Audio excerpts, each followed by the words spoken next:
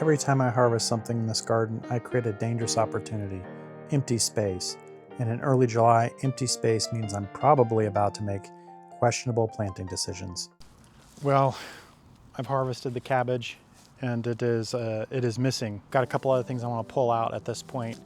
I've got some old chard in there that's kind of going to seed, so I want to pull those out and then make sure I've got kind of a cleaned up area a little bit to decide what all I have room for to plant in here. So that's what I'm working on at the moment here.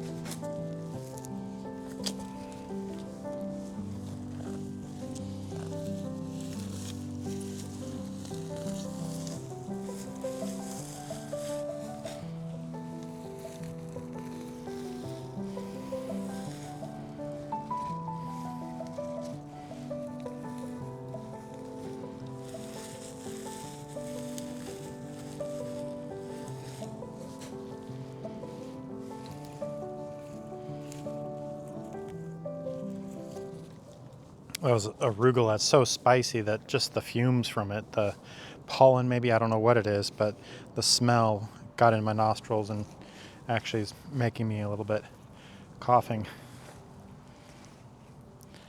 It wasn't something I would have thought. I didn't know. I had never thought of that being a feature of arugula, but yeah, apparently it is a bit of a feature there. Well, I think I'm ready to start planting some stuff in there.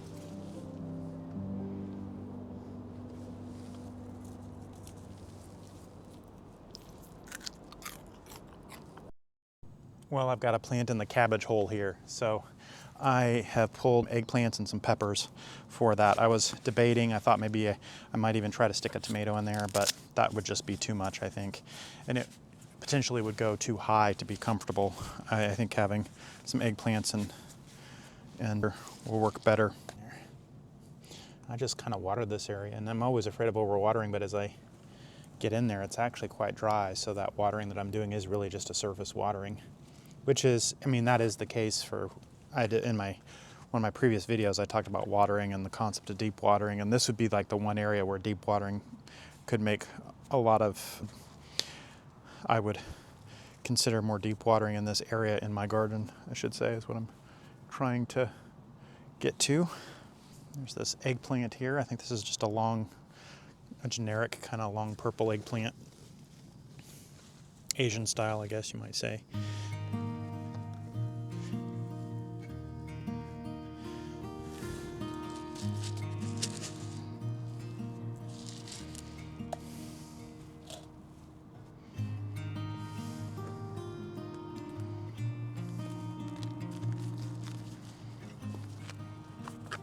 I'm prioritizing the eggplants first because I planted a lot of peppers out, so I want to see how much room there is for the eggplants, and whatever room's left then I'll give to the peppers. I'm going to pull these branches off this side strategically just to give them a little more room for some light.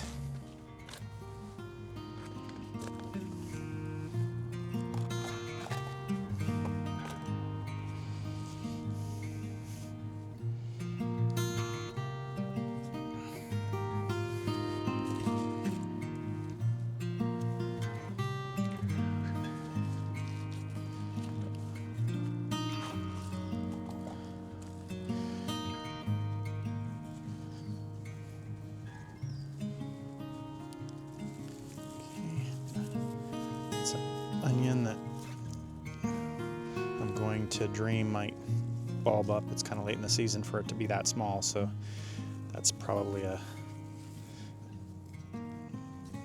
unreasonable wish on my part, but we'll see.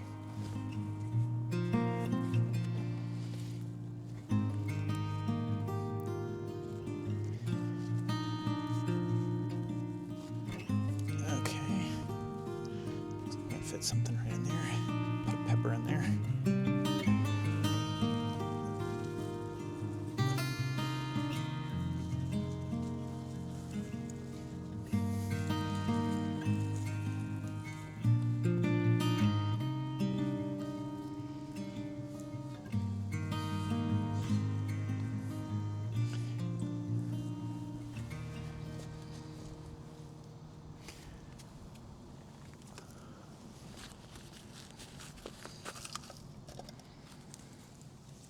Throw another pepper right there. This one's already got a couple jalapenos on it. And I think that's it, actually. Yeah. Yeah, all there is room for here. So I got in 3 eggplants and 2 peppers there. I think that's reasonable. And I've got some room on the edges here. I kind of want to stick a snapdragon over here on the edge as a flower.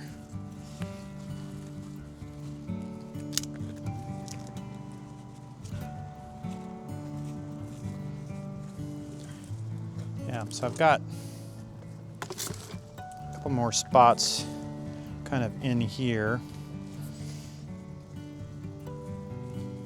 If I train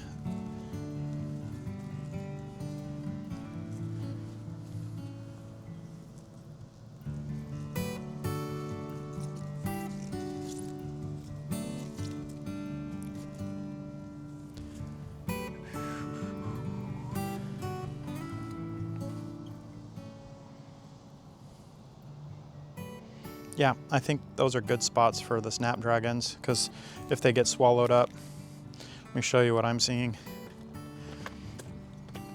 Over there, you see they're the white and blue, a little bit of yellow pansies on the end there. Got my multicolored coffee cup there holding some fertilizer pellets.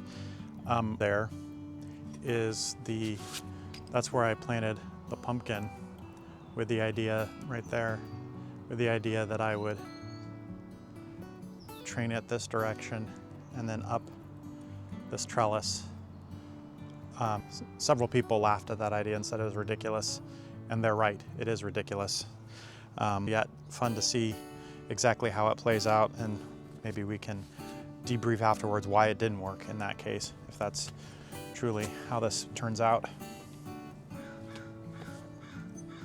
See my language, I always keep holding out the possibility no matter how ridiculous, don't I?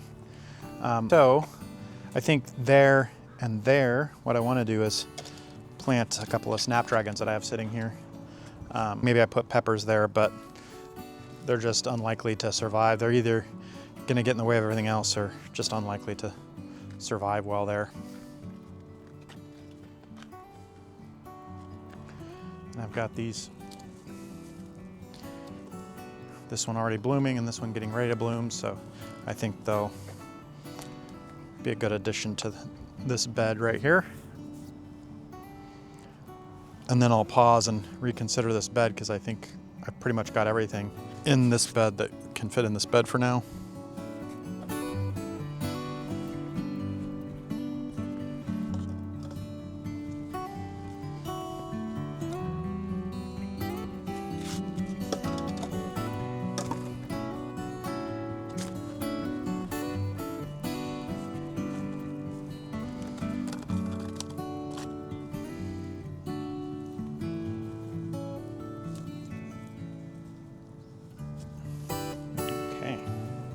Some good flowers going on here.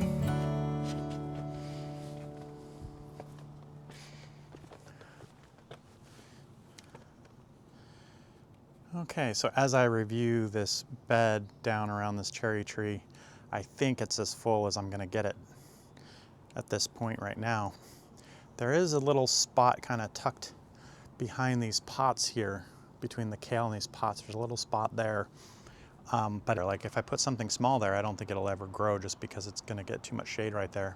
So back behind the cherry tree and those stock tanks there, my next task is to clear out those pea vines. And there's a couple of bok choy hidden back in there. You can't see as well from here, but we'll try to get closer, and then I'll harvest those and then see what else there is to clean up, and then see how much room there is there for additional planting.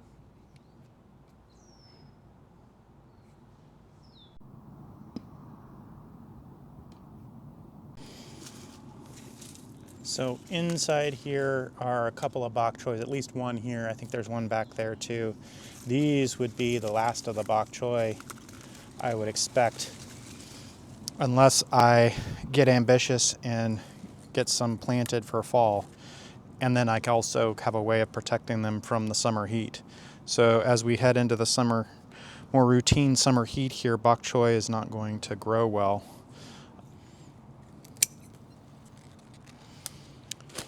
Just throwing that in my harvest basket there. That's a good bok choy in terms of its size and all that. Let's see.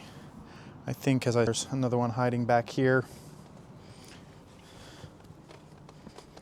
Two actually. Harder for you to see all the way from over there, but there's one hiding over here. And there's one here.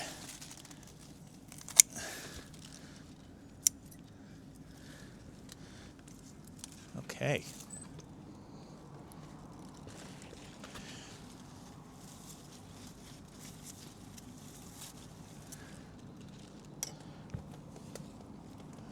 The next thing I'm going to do is address this lettuce here.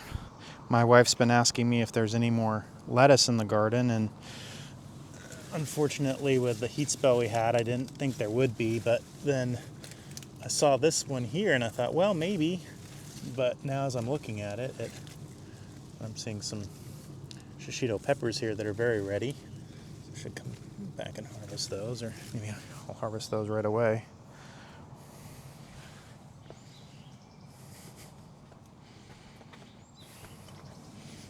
I'm going to use Maddie's cart as my compost. We'll see if she notices or cares. Using my 3-year-old daughter Maddie's cart as the compost bucket over here for a minute. Yeah, I think these are going to be bitter because of, you see this lettuce, how it's, but let me try it.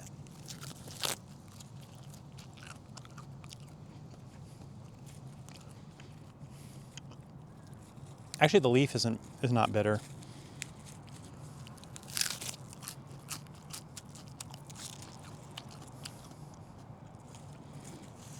The stem isn't too bad actually either.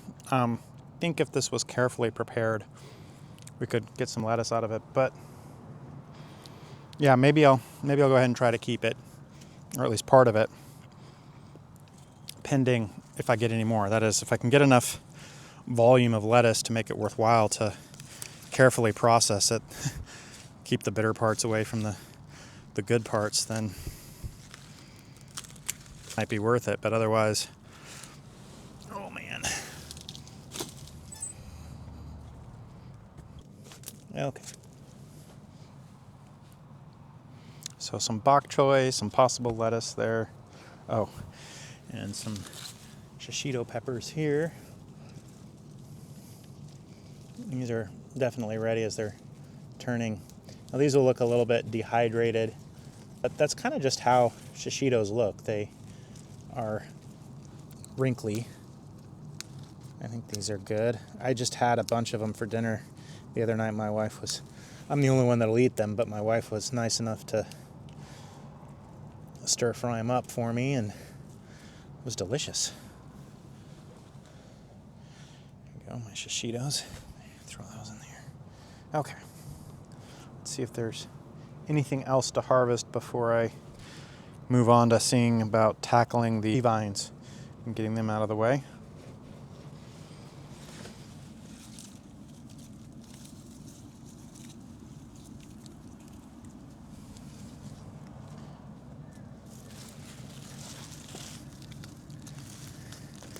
I'm taking some leaves from the nearby cherry tree or probably other bushes and stuff. You don't necessarily have to do that, but if you've seen my prior videos regarding pest control. It can be helpful to kind of keep the bed reasonably tidy. Doesn't have to be perfect. Just not a breeding ground for lots of stuff to hang out and hide out. Okay, got a big old squash here. By the way, I did see a zucchini in one of my pots over there that was about this long and properly pollinated and ready to go. It wasn't one of the yellow ones. It was a green one. So that'll be good. I can harvest that later today.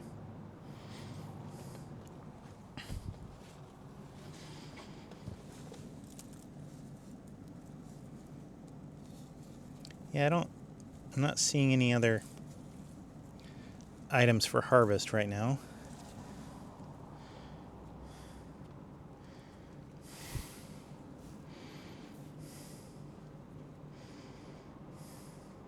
Well, while I'm here pulling a harvest, I think later I was going to go around and do some kale, but I may as well pull some kale leaves from these stock tanks that I will combine with other kale leaves for a broader harvest of kale later. Today, I hope, that's my intent anyway. Today's kind of a big gardening day for me. I've got the time, and it's also before we get too hot as we go into the next week. And we're also on the last stretch of when I can reasonably get any crops for summer and finish getting them in the ground and hope that they might actually work out. This is actually now fall planting time. Okay. And when I'm harvesting kale, I'll leave a few leaves so they can keep collecting. The solar collectors can keep collecting the energy for the plant, but harvest as much of everything else as I can usually. Alternatively, depending if you harvest more often, it might be you go the other direction. You a lot of baby leaves and just a few mature leaves that you harvest at a time. I don't keep up on it that way, so usually what happens is I've waited so long that I've got a bunch of mature leaves and just a few baby leaves, and so I'm harvesting a bunch of mature ones at the same time.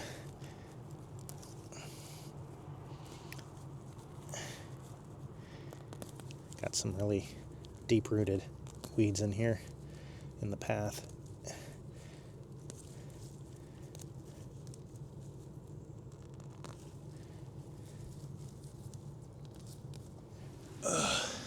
Okay. I'm not sure if any of these are keepers. I got a lot of holes on them.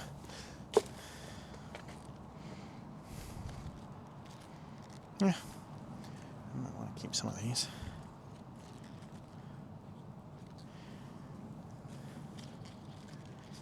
Or punt the decision on whether to keep them till later. Not good.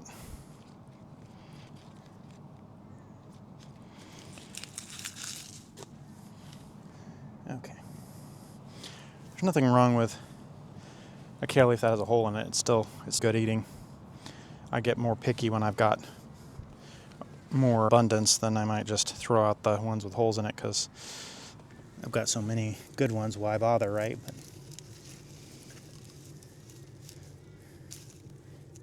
you adapt to your circumstances, whatever they may be at the moment. Those things the garden teaches me.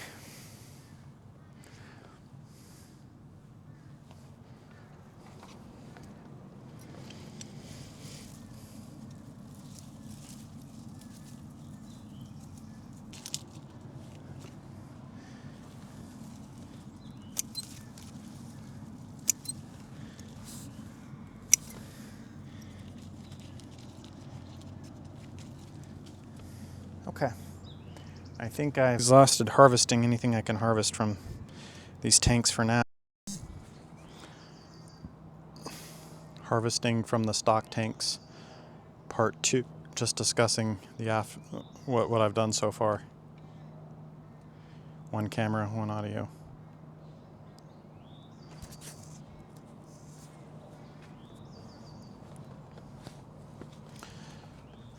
So at this point I have harvested some bok choy, a little bit of lettuce, some kale from these stock tanks, cleaned them up, did a little bit of weeding in there. Now I'm going to take my little harvest here down to my sink to get it started and cleaning that up. And then I'm gonna come back and work on these pea vines. So I'll see you in just a minute.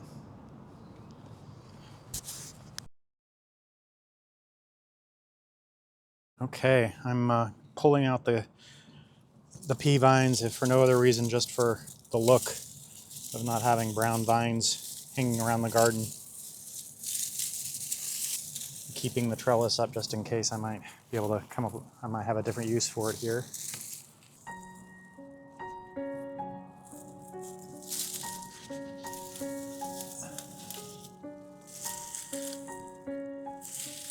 Oh, I pulled a branch off my pepper by accident, it looks like.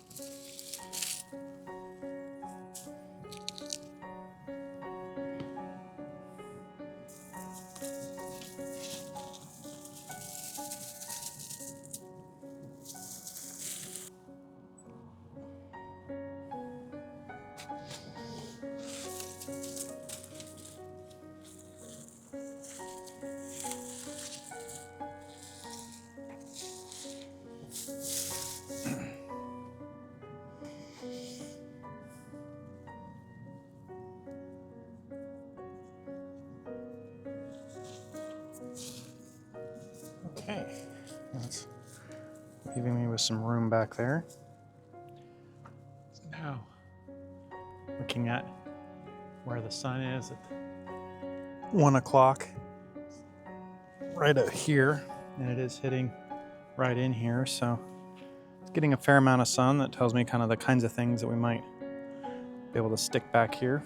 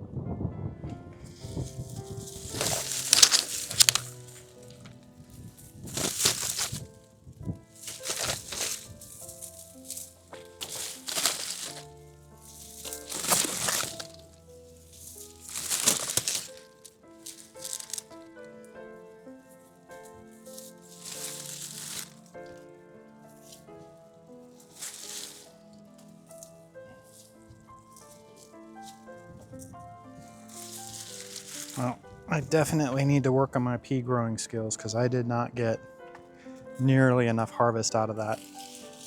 What I think I should have gotten. Like, I think it was probably my third, fourth year of gardening. I grew a ton of peas one year and I just had bags and bags of them. And I've been chasing, replicating that and never seemed to be able to quite do it.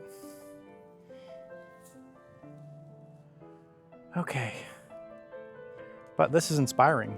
I've got some good room here to put some stuff in. I think I might actually do like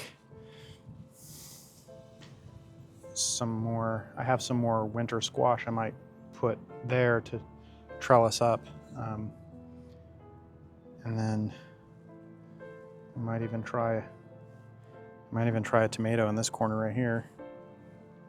Yeah, I think, I mean, like right here, that's a fair amount of room. I mean, I do have one winter squash already growing here. So if I properly angle that back that direction, then kind of look at it and be like, okay.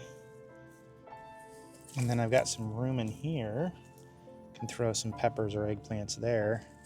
So I'd say there's already one there, so I might do one more here.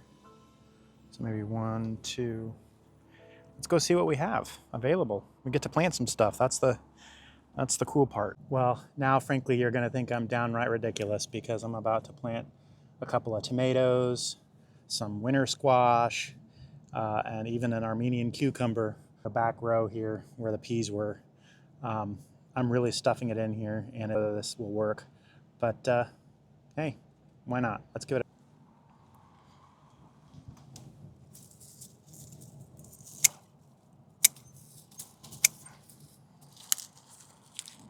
just deadheading a little bit there. Some Shasta daisies. Okay. First off, I've got an orange Peruche tomato. I'm gonna put in this corner here. It's already got a couple of tomatoes on it. I'm gonna see if we can preserve that. That's usually also bad advice. Usually you would just take those off so you didn't stress the plant so much during the transplant, but it's like, why waste the possibility of some early tomatoes if I might get away with it?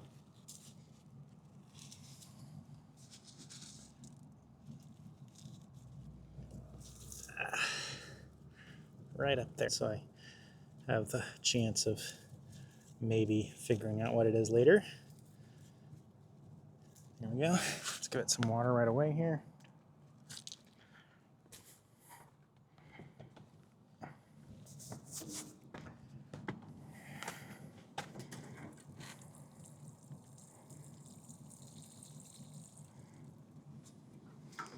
Okay, what do we got next?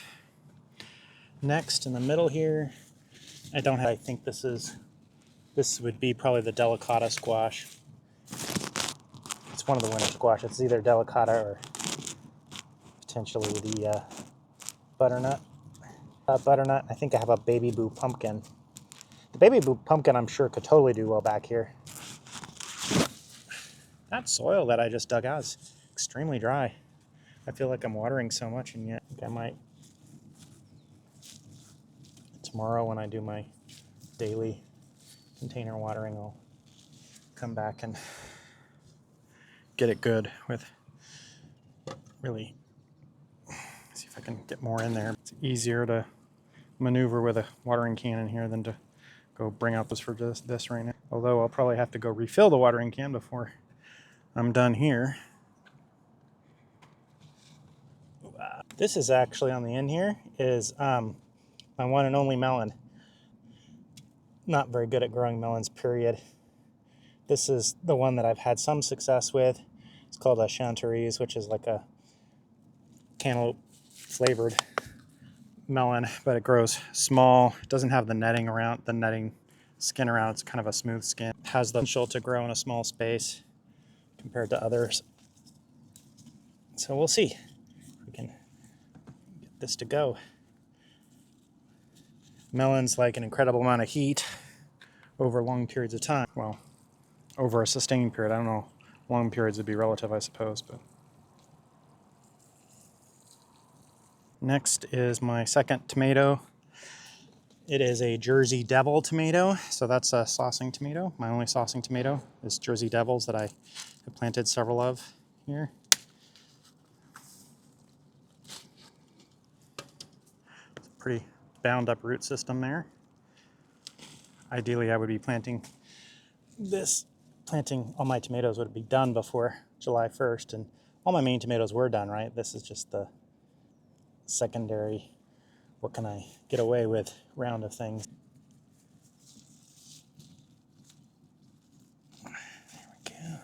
Okay, I'm gonna need to go get some more water. So I'm gonna put you all on pause while I go refill my watering can here.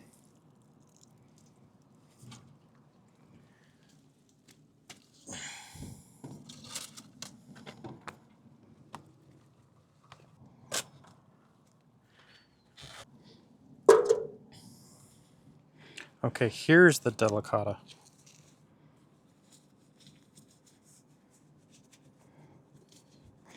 The delicata leaves are looking a little bit yellow, so I think I didn't have any nutrition in there. I was fertilizing with liquid fertilizer and then stopped because frankly I didn't think I would have space to plant this, and I was just gonna ditch it, but now I'm gonna plant it, so we'll see if it recovers here with some fertilizer, and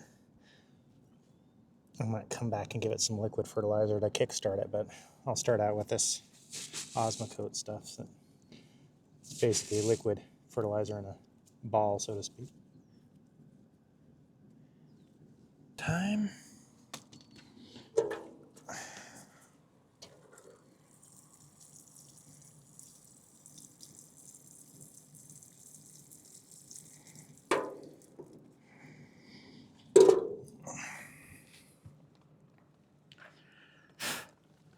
And then on the end here is where that's the butternut. Yep, it's labeled, so.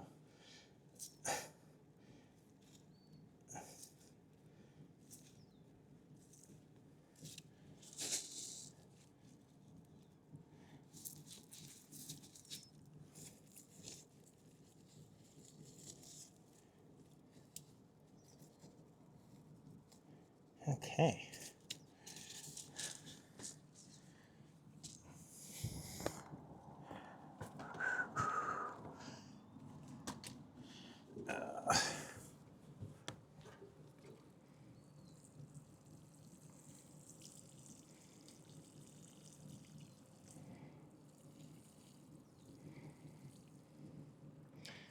Okay. Now,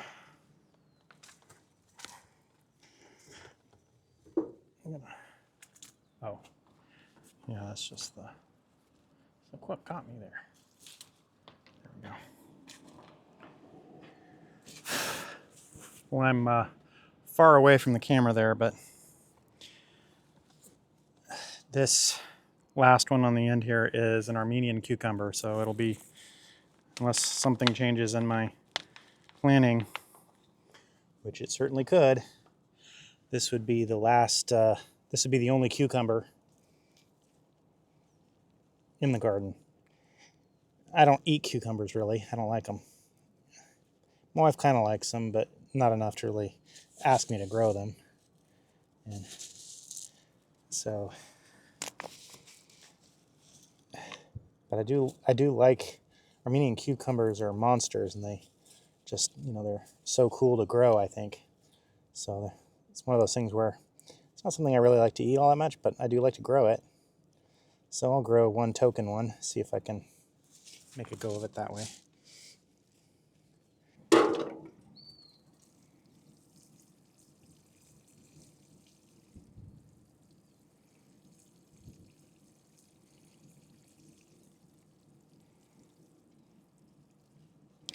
Okay, what's next? Well, I do have some room in around other things here, so let me scout that out and decide. I think that room will go to some peppers or eggplants. So let me scout some of that and then come back over here and do that. I'll see you guys in a minute.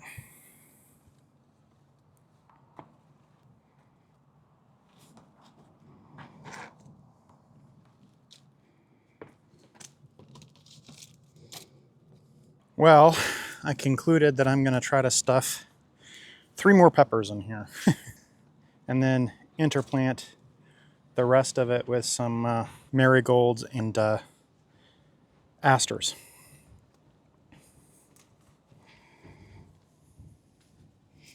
Actually, seems to me like there's quite a bit of room. I could maybe fit in more peppers there. Being too conservative here. Well, not there. Yeah, no, 3 was probably right. That's probably the right answer right there. Okay. So 3 peppers, and then I'll do those first, and then I'll put, because the marigolds and peppers are in the little cell tray, so they're just the little guys. I'll get my dibbler over here and scope that out separately. So let's do this. Got a few leaves in here I can take out. Let's see, where did I leave my fertilizer? Okay.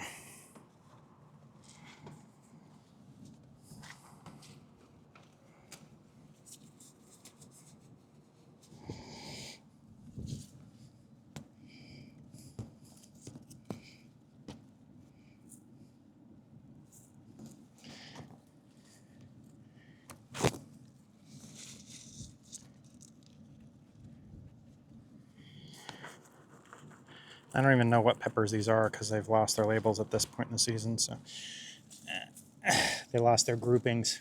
Since I didn't stick a label in each one, I had them in groups. But then by the time I get to this point in the season, I've moved things around and shifted things so much that they're not in any particular groups, and so then I lose track of what's what. Happens every year.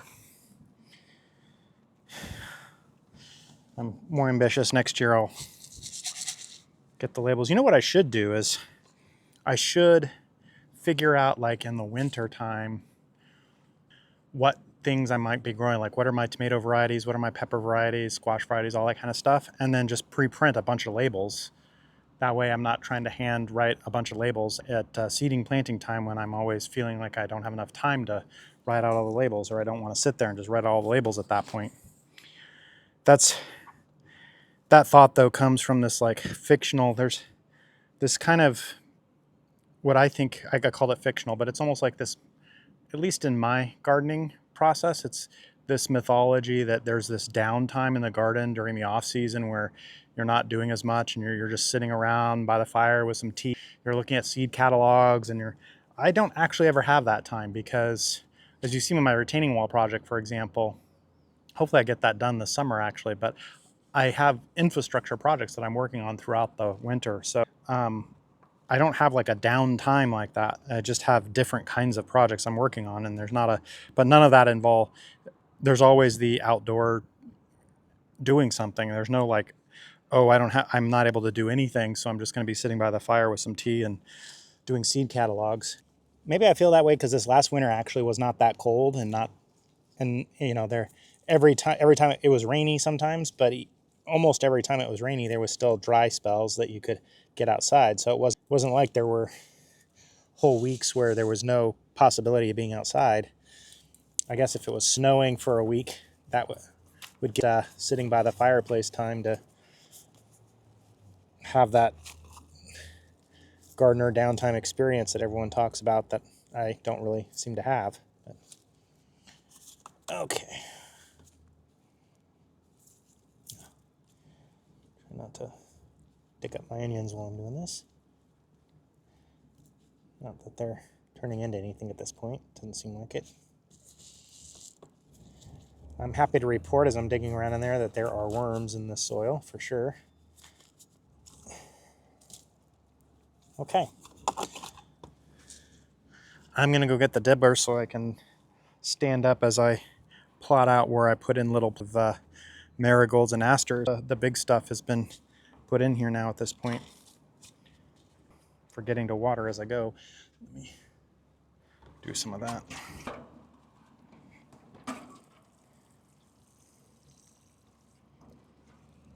Planted one. I guess I planted one right here. Two. I already forgot where I planted one of them. Three. Okay, I'll go find the dibbler and I'll see you all back in a bit. On audio.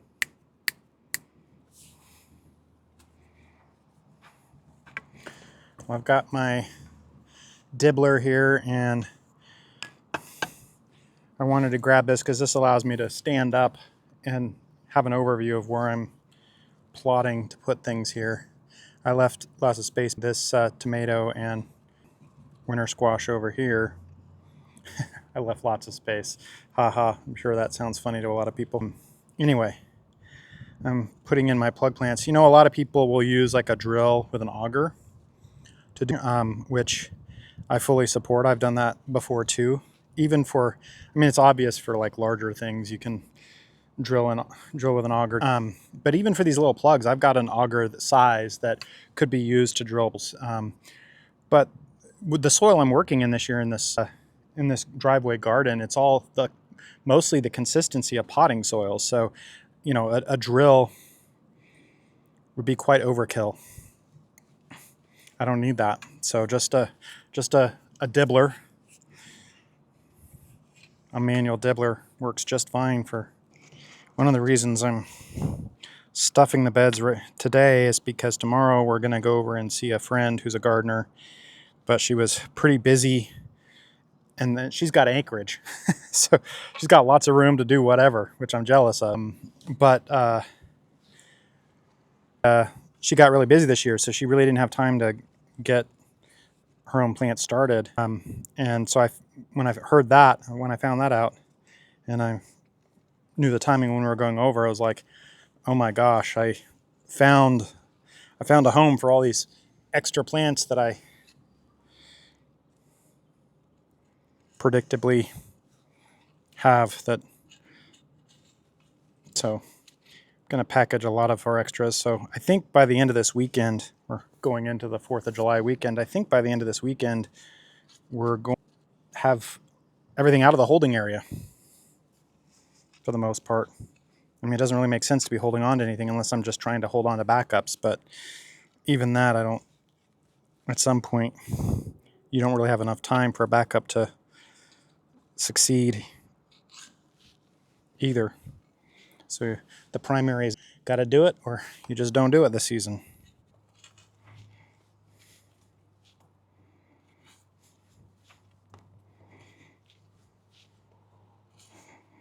Got some shady spots back here. Well, not anything will grow there, but we'll try it.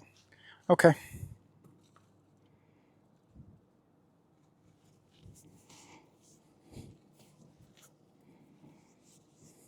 There we go. I'm going to drop the dibbler here for now. And add some fertilizer to those holes and then come back and put my plugs in.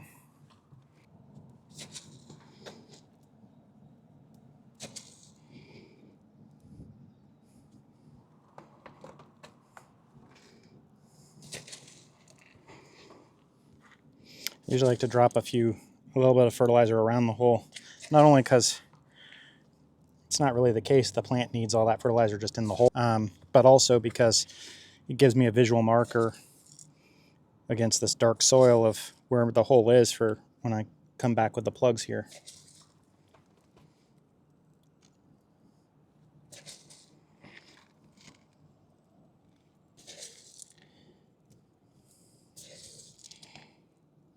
Okay.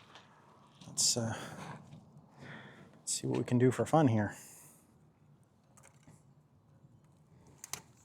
Got a combination of large white and large yellow marigolds.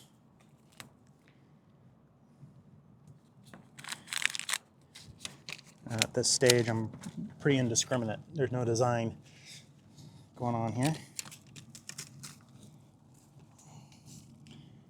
I'm just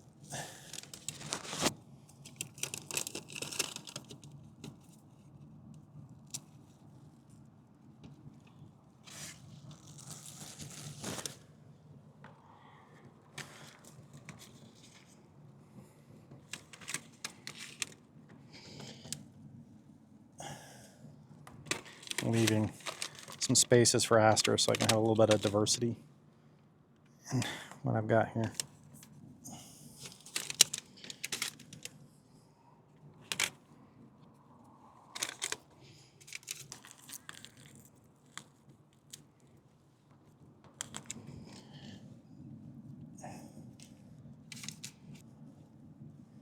Okay.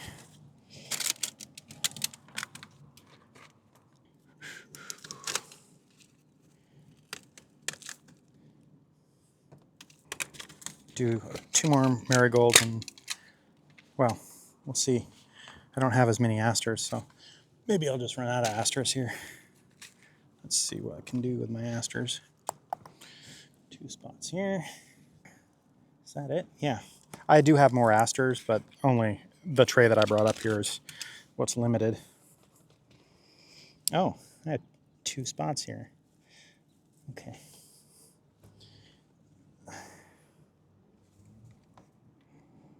One, two, yeah.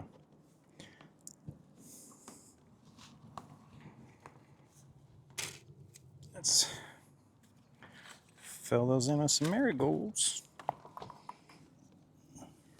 There.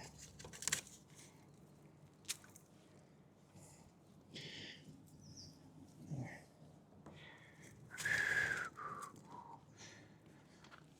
Some of these have 2. I'm just killing the smallest ones and keeping the biggest ones because I have more than I can plant anyway, so there's no reason to try to split them up and save them kind of thing.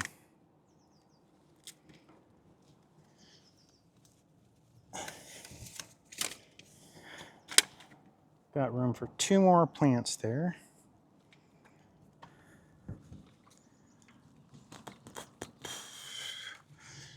I've spread all this stuff out so much that it's probably worthwhile just give all 3 of these beds just a big water. not to be stingy about where I water. Well, I did it. I got a couple tomatoes, squash, even a melon, and then interplanted a marigolds and add in here. So I've got these planted out, and these are gonna be some pretty full stock tanks. We'll see how this kind of ultra close spacing, ultra tight spacing actually works, or what suffers and what doesn't. It'll be interesting to follow. So yeah, please follow along and cheer with me as appropriate throughout the season here.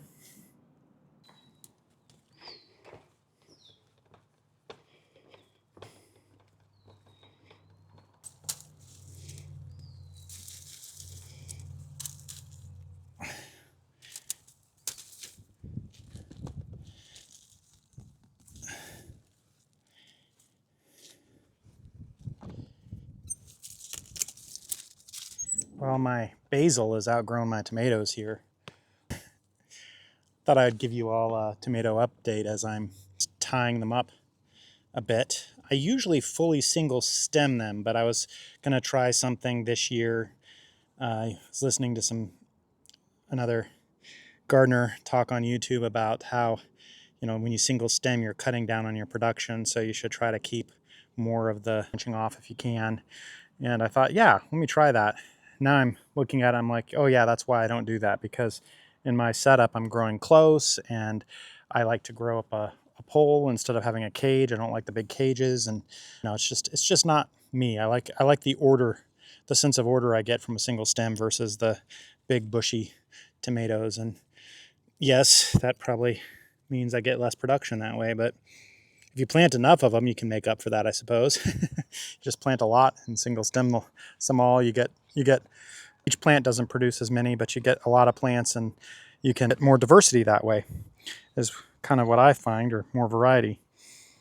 But now what's that resulted in for this season is I've got kind of this hybrid mix of, it's obviously not too late. I could come back and single stem, cut down on some of the branching out of some of these, but I won't totally give up on it yet. But here's an example here, right? This is an extra branch out that normally I would have cut off, but I've left here. And so what I'm going to do is just try to kind of keep them growing near the center, just tie them separately, trellis them separately a little bit, and try and keep them near the center. I think the problem with me doing that, though, is that because I'm not growing it like a bush, having several stems, primary stems, growing up together, they're kind of growing too closely. They're crowding each other out. It not be the greatest idea, but what the heck? We'll keep at it. We'll see where it goes. I think that's fine for now. The main thing I am trying to trim away, though, is I try to trim the leaves away from touching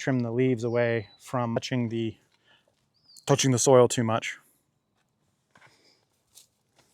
So here's an example of where I did that, and it's working okay. I've got several stems kind of intertwined there, and especially these currant tomatoes, I think that can work fine. Currant tomatoes are always kind of a mess no matter what I do. So I'm just trimming off a couple of lower branches to keep the leaves off as the canopy develops farther up. I don't need those lower branches for collecting solar energy or anything, so this one's fine for now. I don't see a need for further trellising at the moment. Well, I mean, I could put another string right around there. Maybe I'll do that, just proactively give it some more trellis support ahead of time here. So basically my strategy, rather than a traditional single stem here, is to just basically create a circle, create a little circle around. I've got several stems there growing upwards, so I'm just kind of loosely tying them into the center pole so that they don't flop out too much and go too crazy into their neighbors. I will cut back some and not be overly let everything go. So for example, this one here is an extra one. I'm going to go ahead and cut it out because it's growing into the neighbor there, and I want to make sure the neighbor has enough space to feel comfortable and not crowded by its neighbors here. Okay, so here, yeah, I've got several stems that I've kind of tied up together here, and then I have yet another one that's now grown here. So I could, but there's flowers on it, right? So that was the point of the other YouTube gardeners. You know, these extra stems, that's where some of the flowers come, that's where some of your production comes from. So you're really limiting your production when you single stem. Maybe I'll just give it another loop, try to tie that back into the center pole, and it's like I'm creating a cage made by strings, kind of a very loose cage. I don't know. We're all gonna see how crazy this looks for the next month. It's gonna be warm and we're gonna get amazing growth. And we've already gotten pretty amazing growth given that I didn't put these in these pots as quickly as many of you did. Got yours into the ground and mine are already quite tall here. Although I'd be curious, I bet some of you may have some of you were reporting that you had green tomatoes on the vine over a month ago. So that would suggest that some of you are already harvesting tomatoes now at the beginning of July. Potentially, maybe, especially with that heat that we had in the last beginning of July, that's possible.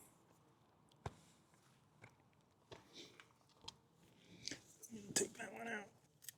There we go. Okay, carrying on. What do I have here?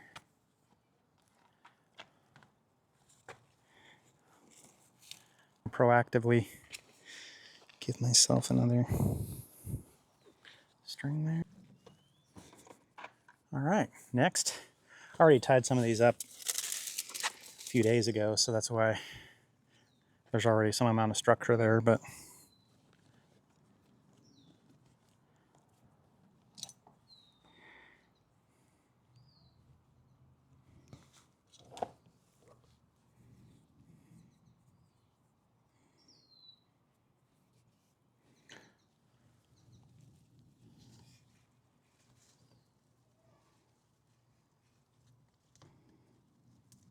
normally I use jute twine, but I ran out of my stock of jute twine. Didn't realize it till just now when I needed to do this, so I had this spare cloth twine, which works just as good for what I'm doing. I'm not creating permanent structures here, so stuff that will fall apart by the end of the season is just fine. Okay, let me